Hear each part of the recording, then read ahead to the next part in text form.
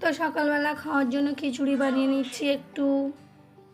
খিচুড়ির প্রস্তুতি চলছে এখানে। আর সৌদিয়ার পরীক্ষা আছে, কালকে ডাক্তারখানায় গিয়েছিলাম। সৌদিয়াকে রাত্রে ভালো করে একটু দেখিয়ে দেওয়া হয়নি। তো শুভ সকাল বন্ধুরা, কেমন আছো সবাই? আশা করি সবাই অনেক বেশি ভালো আছো। একে ফ্যামিলিতে সবাইকে স্বাগত। সৌদিয়াকে রেডি করে স্কুলে পাঠিয়ে দিচ্ছি।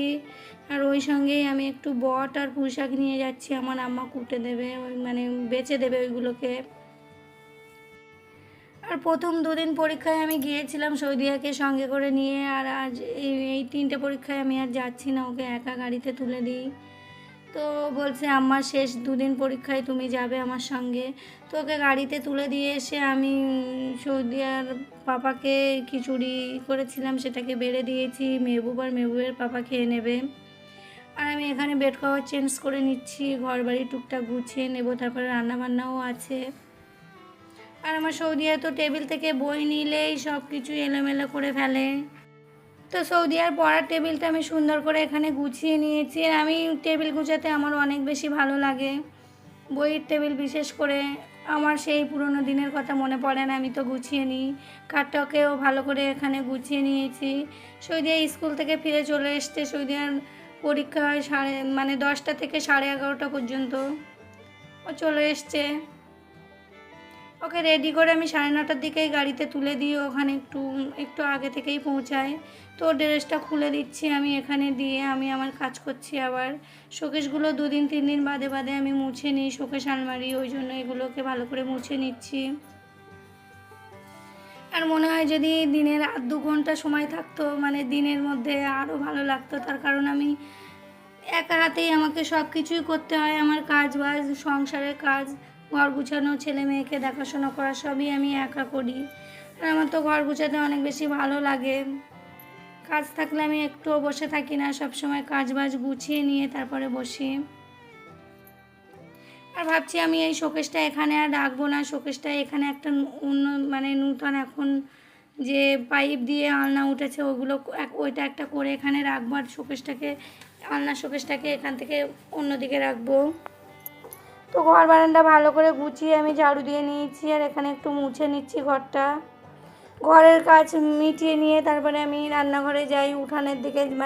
রান্না তো চুলাতে করি, ওই জন্য সব কিছু এখানে গুছিয়ে গাছিয়ে মেহবুবকে গোসল করিয়ে পুরো পরিপাটি করে রেখে তারপরে আমি নিচে যাই। তো ঘরটা মুছে নিয়ে আমি তারপরে অন্য কাজ, তো আজকে প্রচুর কাজ আছে। আর ফুলদানিগুলো আজ কয়েকদিন ধরে মোছা হচ্ছিল না, ওই জন্য ওগুলোকেও মুছে নিয়েছি একটু।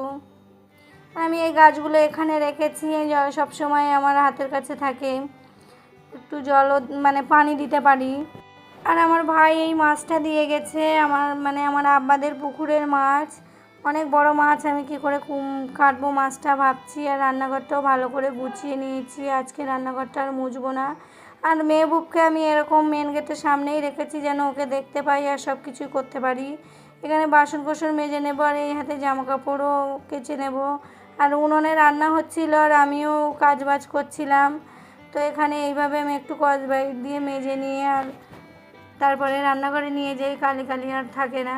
তো আজকে আমি এখানে গরুর বট রান্না করেছি, আর কিছুই রান্না করিনি। আমার শ্বশুর মশাইকে ভাতটা খুলে দিয়েছি আর সৌদিয়াকে পড়তে বসিয়েছি, তার কারণ ওর কালকে বিজ্ঞান পরীক্ষা আছে।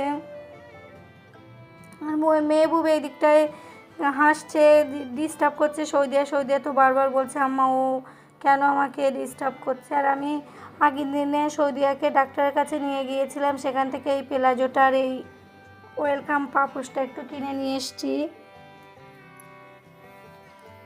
তো আমি ফের সামনে বুধবারে যখন ডাক্তারখানায় যাব ভাবছি আরও একটা পাপোশ কিনে নিয়ে আসবো। একটা নিয়ে এসেছি, ওখানে স্লিপ হয় কি না দিয়ে টাইলসের উপরে, ওই জন্য একটা নিয়ে এসেছি। তো ভালোই স্লিপ হচ্ছে না, ওই জন্য আমার ভালো লেগেছে। আর আমি এই হাতের কাজটা আবার নিয়েছি।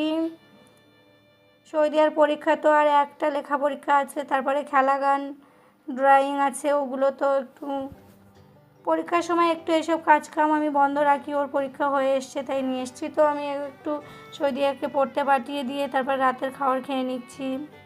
তো আমার ব্লগটি এখানেই শেষ। কাছে দূরে যে যেখানেই থেকে দেখছো, আমার ব্লগটি ভালো লাগলে কোনো অংশে লাইক, কমেন্ট, শেয়ার এবং সাবস্ক্রাইব করতে ভুলো না। অবশ্যই একটা সাবস্ক্রাইব করে দিয়ে আমার পাশে থাকবে। তোমরা সাবস্ক্রাইব করলে আমার অনেক বেশি ভালো লাগে ভিডিও বানাতে।